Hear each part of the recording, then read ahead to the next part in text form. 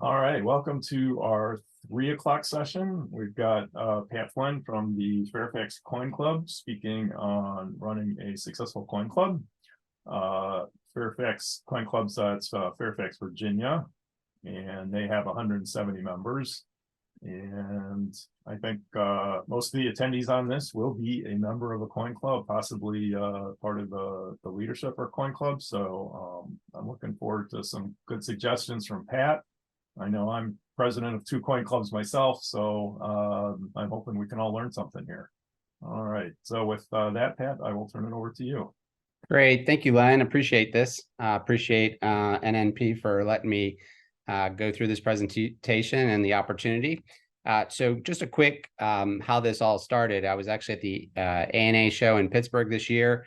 I was speaking with one of our board members, and we kind of said, I think it'd be a good platform for us to share some of the things that we've had success with in our short term as a club. And so my goal today is just to make a difference. If you're out there listening and you are part of a club, maybe you're struggling with a few things, or maybe you're looking for some new ideas. I hope to kind of give you some thoughts to make some changes or try some things, or maybe you're thinking about starting a club and you want to get some information on how that could be possible. So here's an overview of the presentation. So we're going to help in terms of defining your purpose to start a coin club, which I think is important to get things started. Laying out the groundwork to succeed, finding active members, keeping the energy up at meetings, and then finally just continuous evaluate and how to adapt as things change. So I'm gonna give you a little background of our club. We're the Fairfax Coin Club. We started in 2017, October, so we just celebrated our 6-year anniversary. It started with 3 founding members. The whole club started actually at a Boy Scout meeting. My son and the president at the time's son was in a Boy Scout group, and we were sitting at a table, and she said, what would you think about starting a coin club? At the time, I thought she was crazy. I didn't need a third job. We talked about it, though. We found a retired CFO from a company who helped us kind of get the accounting and some of the bylaws put together. Lo and behold, we started with the 3 founding members, the club. At the time, we thought if we could become one day 25 members, we'd be a huge success. Currently, we have 170 memberships, and 115 are currently active, meaning they've paid dues for this year. We do have 15 YN members, so about 10% of our membership is YN, and our meetings are held on the 2nd Tuesday of the month. We do take August off for the summer, and we are currently classified as a 501c3 nonprofit organization. So here's a little information how we thought through defining our purpose to start our club. So I think one of the most important things was to have a local presence. So at the time, there was not maybe a full, there was another club or 2 in the area, but we felt in our immediate area, there was a gap and there was a need that was missing. So we did a local presence. We actually used the Fairfax seal that the county uses to kind of encompass our logo. So that's where we came up with the lions and the horse and the shield. That's actually our county's shield. So we wanted to make it really local. And then obviously the 2017 is the year that we started.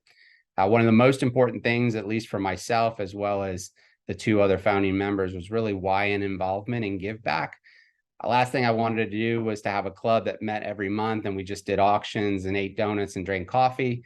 I'd been to those meetings, nothing against them. It just wasn't what I was passionate about or what I wanted to invest a lot of time to do. So for me, it was really important for me to make sure that we had good YN involvement and then give back to them as young collectors.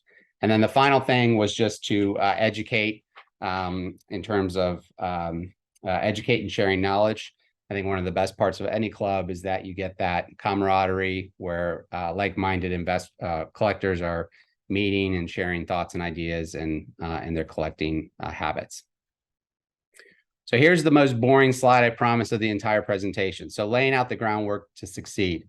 I feel there's 5 kind of steps to get things started. So most importantly is obviously gathering interested members. I think one of the most lucrative places we found members is through local coin shows, local coin shops that would be in your area, and then social media as well, whether it be Facebook or Instagram, and then word of mouth. So as members join, they have a good experience. I think they're engaged and willing to tell other people that they may know out there to do the same.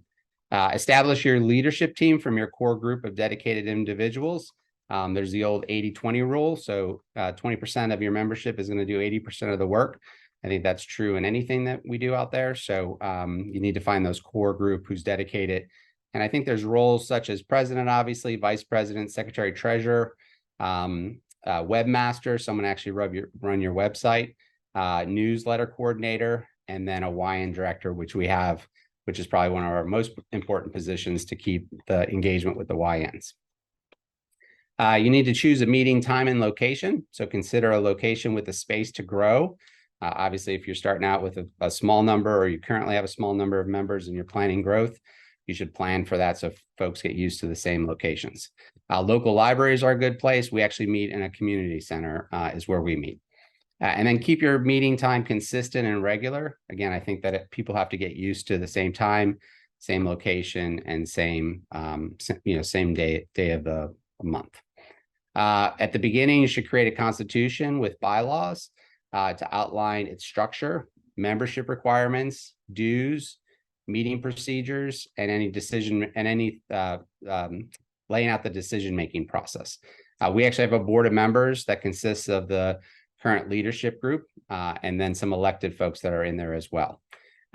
You need to put everything in writing and have the leadership team sign off on it, so you all know what you're doing and what rules you're going to be following. And then set your membership dues and create a budget to operate within. So again, our membership dues are $20 a year. That's what we charge. And your membership dues should really help build your capital reserves. It should not be, you should not rely on that to actually run the expenses of the club. The other income from raffles or auctions should cover those expenses, such as meeting space or refreshments. So just a little tip in terms of that. One of the things that we recently had is, the cost of everything has gone up, and the cost of pizza has gone up a lot. So for our refreshments, we've noticed that we needed to create recently a pizza tip jar just to kind of help offset some of those increased expenses that have recently been happening. All right, so I'm gonna go through these now. So finding active members. Again, local coin shows are probably your best advertising space. We have 2 local shows that happen within our area. It gives us an opportunity to set up at those shows, have our banner, which is behind me, that we actually display. There's a picture of it in the next picture. We set up a table and we have members volunteer for time slots where they'll sit there and answer any questions for folks that come by. We normally have a coin jar on the table with normally foreign coins where YN members who walk by or YN visitors can kind of pick through the bowl of coins and kind of take, which we normally get through donations. We actually are lucky to where both local coin shows allow us to do the YN program. So we actually run their kids program on Saturday morning, where we actually will have either a speaker or an activity. So one of those pictures shows an activity where the kids were actually making clay coins. And then we actually do a kids auction as well, again, through items that have been donated. So at that show, we've asked dealers if they could donate items that would go directly to our YN auction. So those items are then put in a YN auction. When the YNs walk in, they get funny money, and then they can get additional funny money through questions that we may ask and answers that they give. And then we do an actual live kid auction, which will obviously teach them, the comfort levels of an auction, how to make decisions. They may want everything, but they can't have everything because they don't have enough money. So it kind of teaches them some budgeting in terms of at an auction. And then again, plan a speaker or an activity. And again, normally we do an activity and or a speaker depending on who we get to volunteer. So keeping the energy up at our meetings. So the first thing I'll talk about is great speakers and a program that we created called Show Me the Money. So we've been very fortunate over the years, even during Zoom, to where we were able to keep our meetings going through Zoom. And we had some great speakers come in through Zoom. Actually, Len was one of our speakers at one of our meetings, and do presentations while we were kind of all trapped at home. We actually have had some folks like Christine Karstadt with Stax Bowers who actually came. We did an advertisement for her to where we promoted her coming to the actual club in person when she was at the Baltimore show. We've done some special events. So the top one was an author that we have in our group. He presented on his Classic Gold book that had just been released, and we actually had some space at a country club that we rented. We were able to have better refreshments and some food there, and we drew in a bigger audience because folks wanted to hear him speak. The two bottom pictures are actually the meeting space that we meet in at the community center. And it just shows you kind of as speakers speak, they get their presentations up on the wall. And then we've invested in buying a projector for the club, which we use to do those presentations. Next would be have auctions with interest. And I think it's really important to make sure that you encourage folks to bring in, and again, you have to have a track record that things will sell, but I think you've got to present items of interest. So as you learn from your club what folks are looking for, we are in the DC area. We actually have a pretty strong following of folks who collect foreign and ancient coins. We get a lot of travelers within our area who may work for like the State Department and they've spent time in other countries. So we have a lot of world collectors in our club. So in the auction, a lot of times our world items go at a premium because there's a lot more collectors looking for that stuff, maybe compared to US collectors and or bullion collectors. But again, we try to get really good items so that the auction's exciting. Again, we don't want to sell, a roll of old worn silver coins that might not draw in the interest. We also try to have at least 2 to 3 like more popular items, whether it be a gold sometimes, and that draws in the folks to actually attend. And again, they're there for that gold item.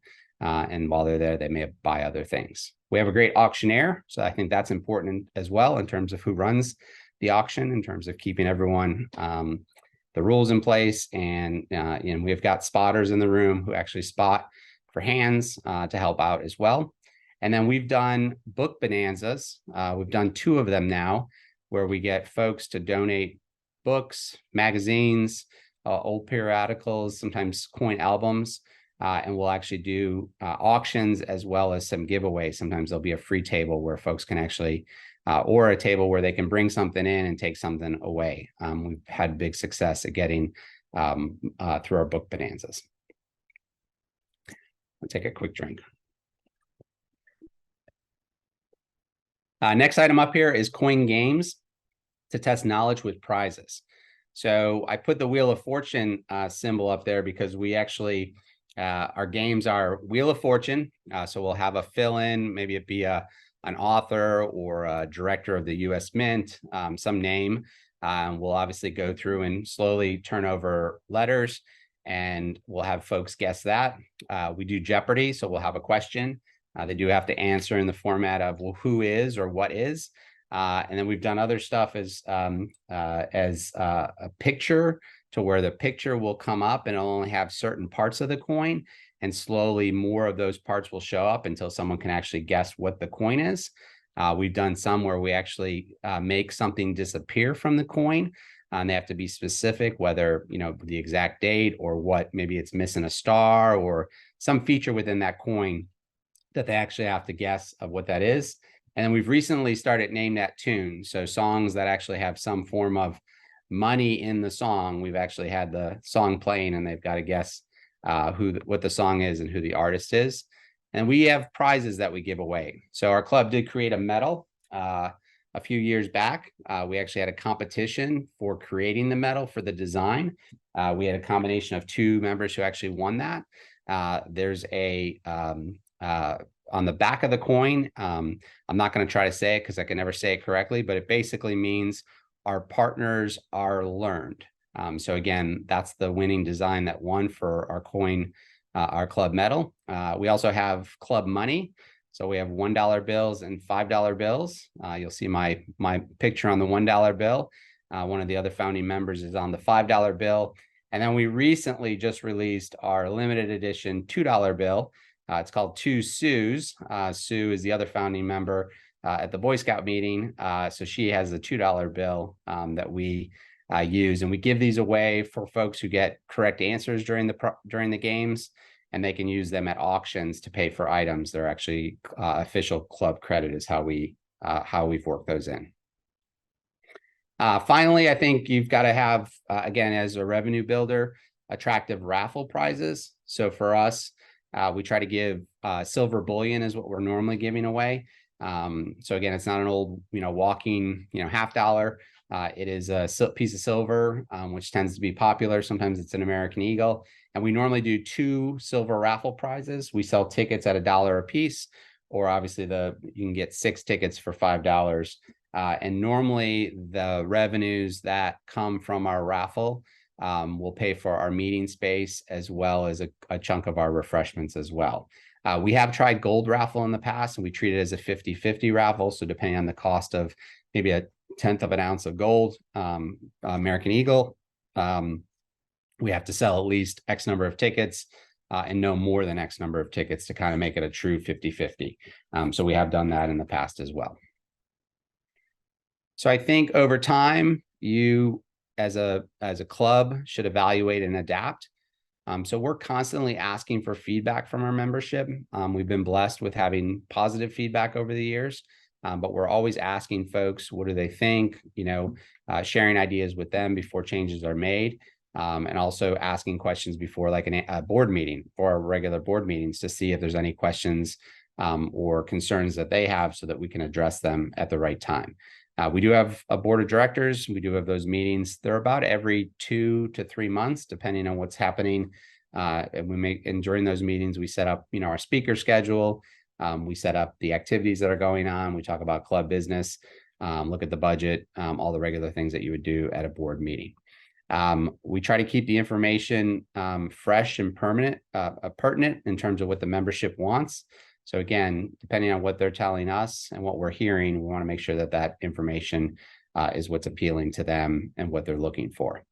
And then I've actually networked with other coin clubs throughout the country. I've actually talked with a couple of folks recently, just trying to get some ideas and sharing ideas. I think, again, as we all work together to become better, there's nothing better than using what others are doing that's working, and then just trying to implement that into your own clubs.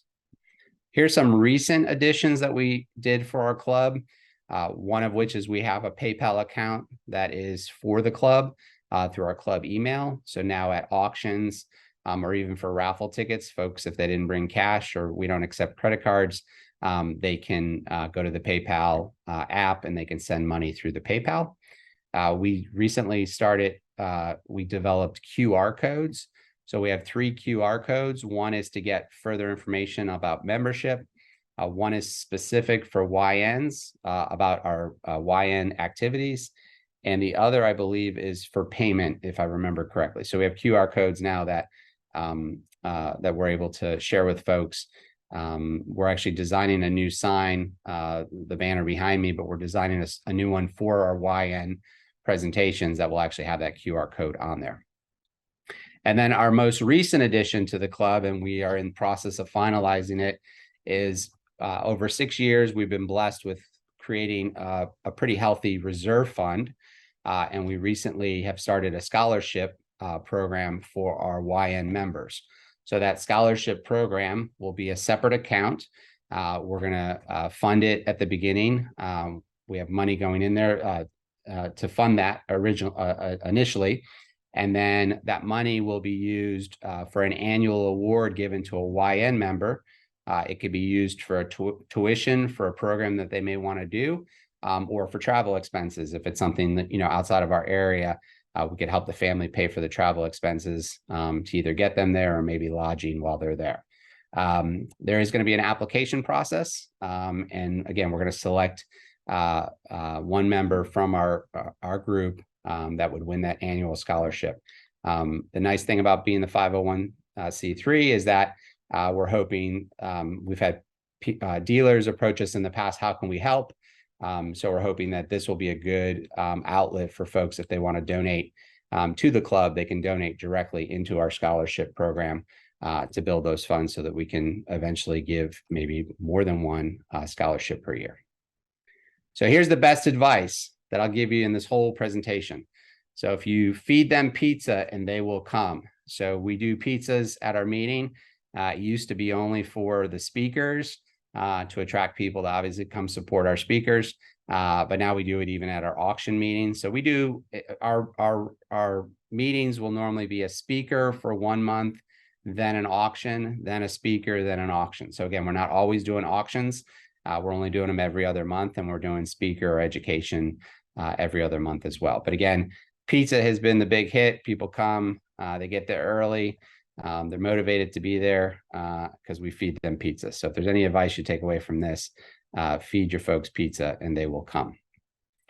So that's all I have in terms of presentation. I know that only took about 20 some minutes. So Len, I think you come back on and if there's any Q&A. All right. Feel free to enter questions in the Q&A. We have one comment. Former member number 17 says this is a well-run, informative club. Would still be a member if I hadn't moved out of the area. Good to hear.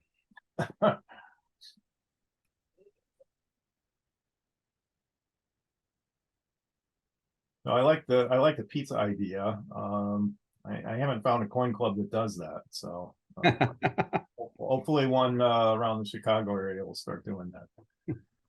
All right. Next question. This is very important. How important is the online identity, the club website, Facebook page, social media, all that good stuff?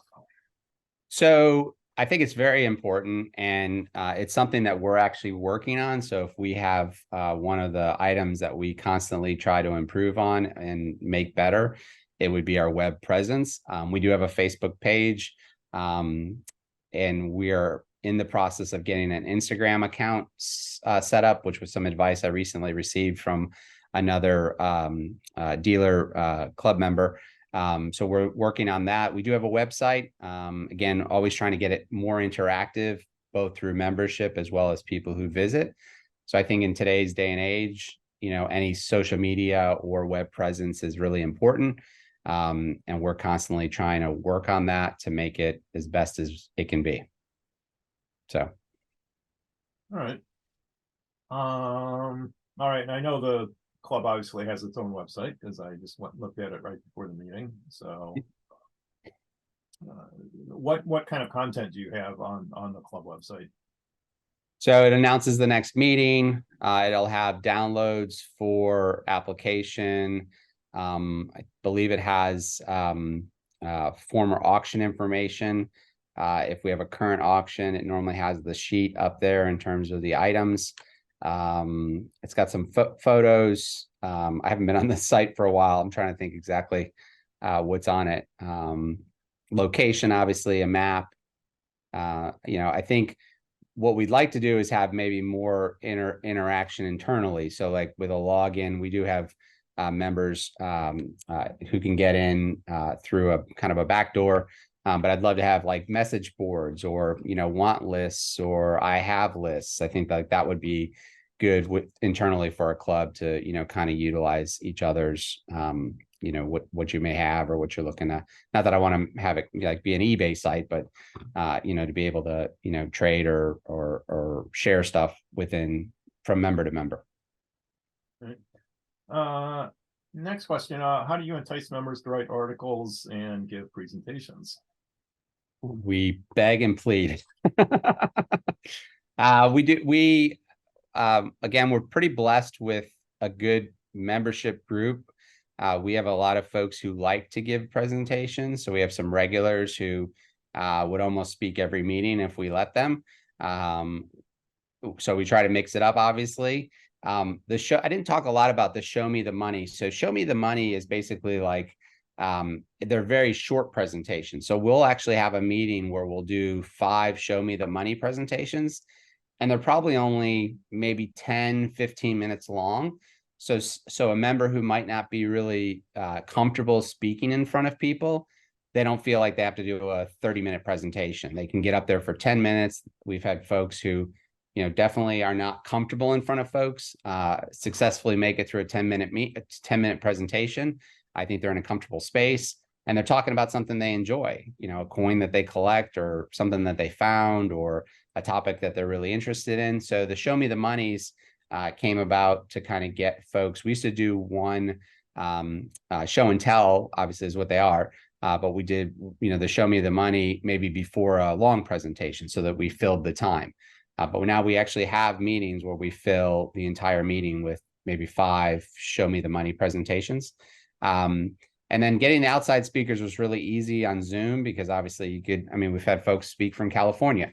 It's a little bit tougher when you're in a location. We are blessed. We have Roger Burdett who lives near us. He's actually a member. So he's come in and spoke before. He's done book signings at the club. So again, he's a local guy. So he's been able to come in and support us. We have one of the founding members is an author as well. So again, he's done a presentation on his book and done book signings as well. So we've been blessed in our area to have some folks local. But if anyone's ever traveling into the Washington, D.C. metro area and they want to plan to come speak with us, I'd love to have you. Yeah. And then does the club have a regular print publication? We have in the past. When we first started, we had someone who was doing it. I wouldn't say regularly, like monthly, or it was more like, I would say quarterly. That member had gotten sick and is no longer with the club. So and we filled it again with someone, and it was kind of consistent, but again, not to the place we want to be at. I would love to get at least a quarterly newsletter that went out, or maybe every other month newsletter. I know there's actually a competition with the ANA for newsletters for clubs. One of our goals one day is to actually be competitive, but you have to have a regular newsletter, and we're not there yet. But we would ask members to write as the president. I would have a president letter. We would announce local things that were happening. And again, members who either gave a short presentation, we would turn it into an article is what we have done when we've done it consistently. All right. Next question. Can you describe the kids events and auction held at your local coin show? Sure. So John's our YN director. So John runs the YN programs. So again, we have 2 local shows. Both of them have asked us to run that. They used to run it themselves and they would rather us run it. In exchange, they give us a table at the show for free. So we don't pay to be at the show.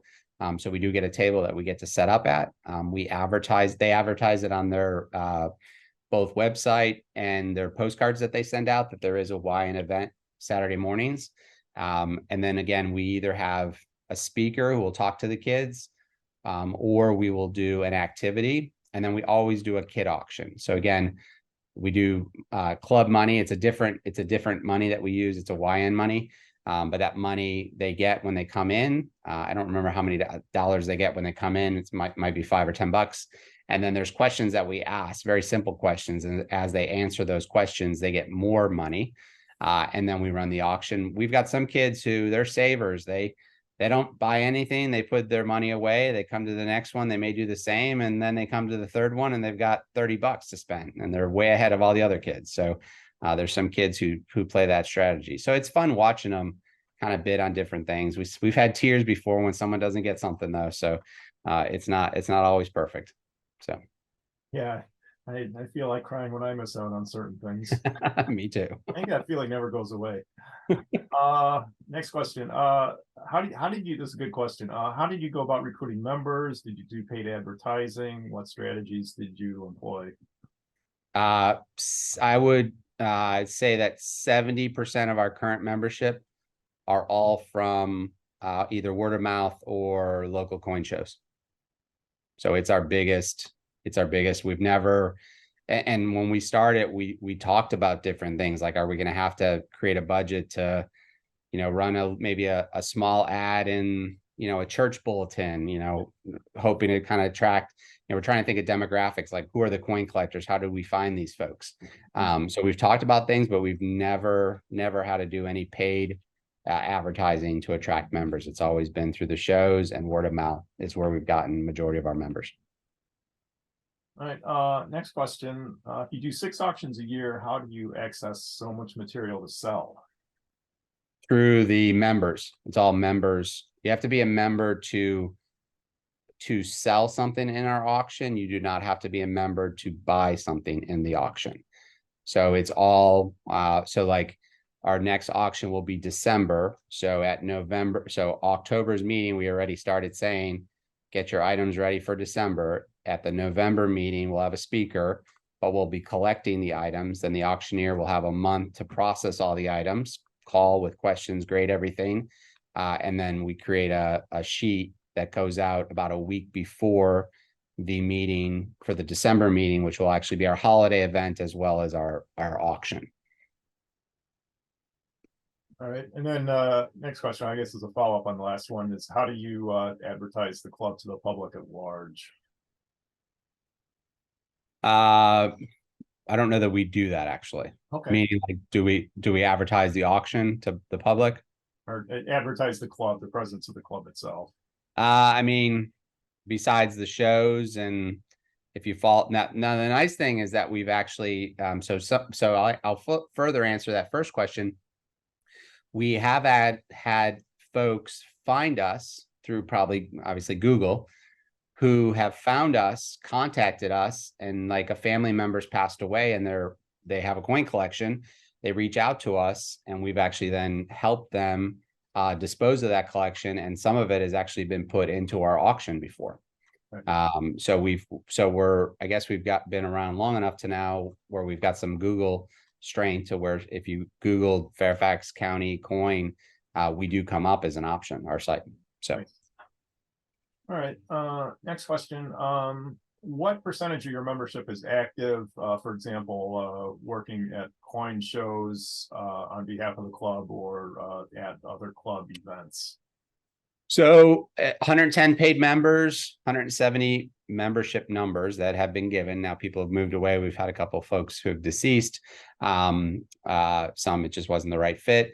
110 active people. I would say at most of our meetings, we have somewhere between 40 to 50 folks showing up. So about half of them.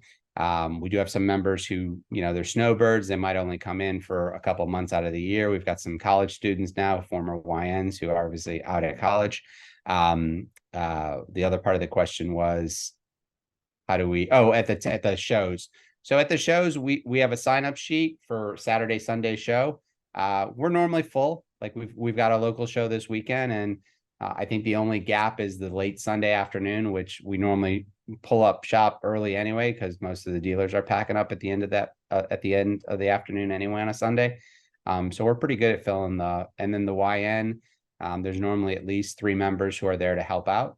And I've even seen to where, Saturday afternoon, there's six of us sitting around the club table when there really only needs to be 1 or 2 of us. So it becomes more of a social gathering than anything.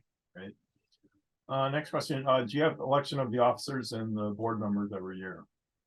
We do. I think they're 2-year terms for our officers, and then the board member or the president, vice president, secretary, and treasurer, I think are on. I'm trying to think how they do get elected. My treasurer would be mad that I don't know the answer to this question. He's probably on the call. He's probably on this as well. We could get him to answer it. But we do have election of the officers, and we have an annual meeting every December, which serves as the whatever rules in terms of for our board or whatever I'm trying to say. That's where we do those elections, at the December meeting. All right. Next question. How important is the club finances? Very important. So again, we were able to get a reserve account up, and it got to the point where membership was curious what we were going to do with the money. And the plan all along has been to create a YN scholarship. That's always been our goal. I mean, we've spoke about other things. I mean, we're close enough to Philadelphia to where, would the club be interested in renting a bus and going up to Philadelphia and doing a tour of the Mint? Like that could be an activity, a club activity that we do. But really the main goal has always been to create the YN scholarship. So we've gotten to the point where we had an excess of reserve funds. We felt comfortable to where we could take the majority of those reserve funds, start a separate account, and start a process to have the YN scholarship. So that's what we did. So I think finances are extremely important. We've got a great treasurer who watches our bottom line. Again, we just realized we were spending a little bit money on the pizza. The members still want the pizza.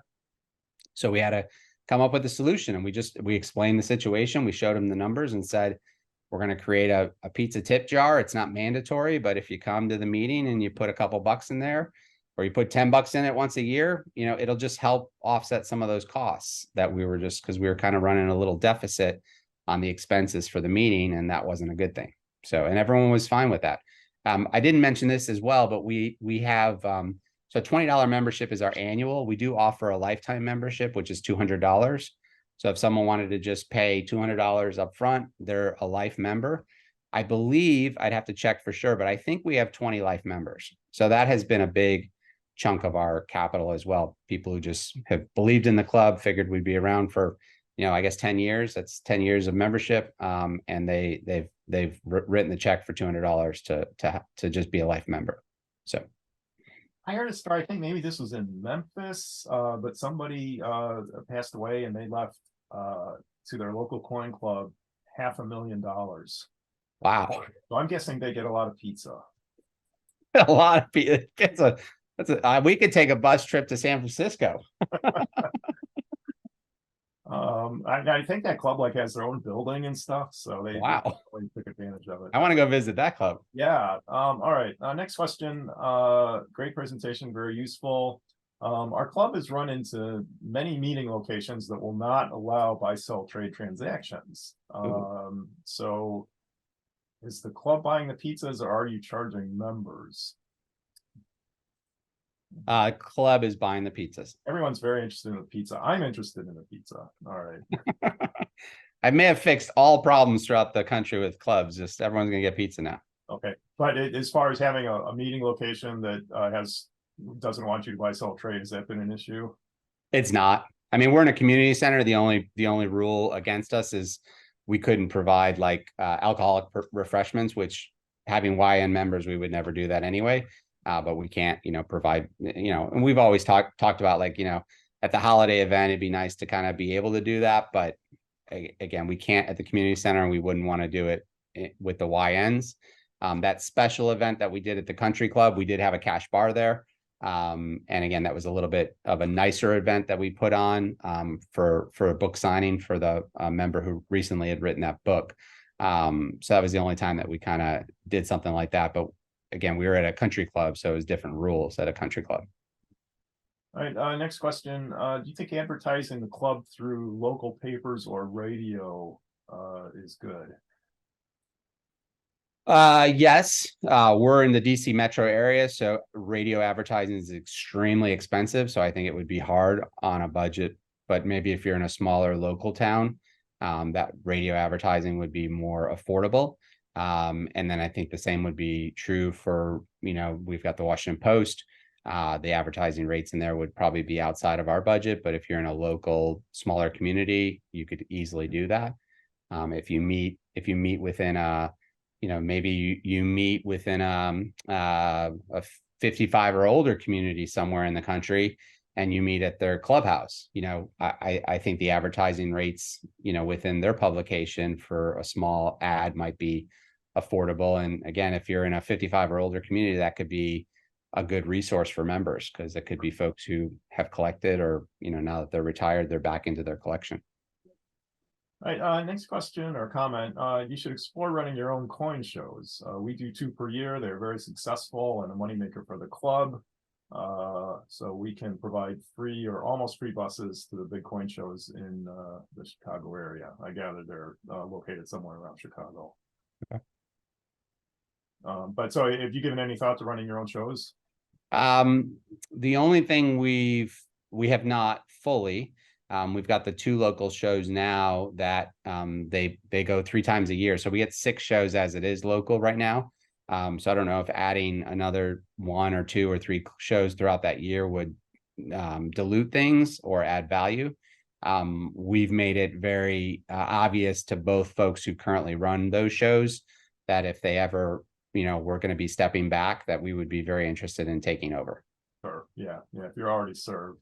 Yeah, but I think we're fully served in and we got the Baltimore show that's only an hour away twice a year, so, or 3 times a year. All right, next question. What times do you meet that fits in with working adults and not too late for kids? So our meeting officially kicks off at 7 o'clock. Pizza's there at 6:30. We get access to the room at 6. So the leadership team gets there around 6. We set up, folks start to trickle in. By 6:30, we've got a pretty good crowd. We serve pizzas arrive. There's a lot of kind of networking, talking, camaraderie that happens. And then right about 7 o'clock, we kick it off, and then we end at 9 o'clock. So it's a 3-hour gap that we're there, and it ends at 9 sharp. We've got to be out of that room at 9 o'clock. All right. Next question. What types of coins do you like to collect? I'm an American collector. So US silver, I'm a PCGS registry collector. That's what I do. And modern coins, or not a lot of modern. I mean, I have bullion, but I don't collect it per se. But I'm more of a, US silver collector. Okay. All right. Next question. I think we kind of already talked about this. How often do you have coin shows? I guess in your area, it sounds like they're every month or 2 months. Yeah, they're again, both of them are 3 times a year. It's spring, summer, this time of year, fall. And then Baltimore obviously is only an hour away from us. We can get to Baltimore, so that's next week, and then spring show, and then the summer Baltimore show as well. All right. Next question asks about the club budget. Do you plan that annually? Operate within it? We do. So at every board meeting, the budget is brought up. We will present it to the membership at least 2-3 times a year, and then there is a formal presentation again at December at the annual meeting that we hold quickly at the start of that meeting.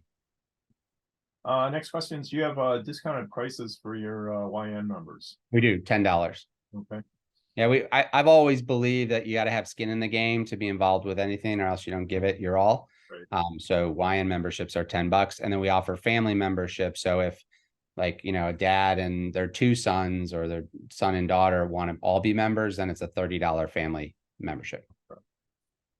And 18 is obviously the cutoff for the YNs. However, we did say for the scholarship, we were going to go into college years. So I think 22 is what we said. Mm-hmm. So for our scholarships, we're going into to college years.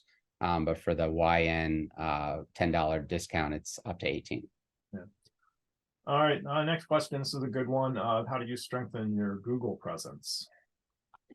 We've never done any. So I run a business where we have in our budget to pay money to Google to make me more present, but we've never paid any money to Google to, we've got, I've done the legwork to put us on the Google map and our location, and, so I've done whatever we could do for free, but we've never paid for any Google advertising.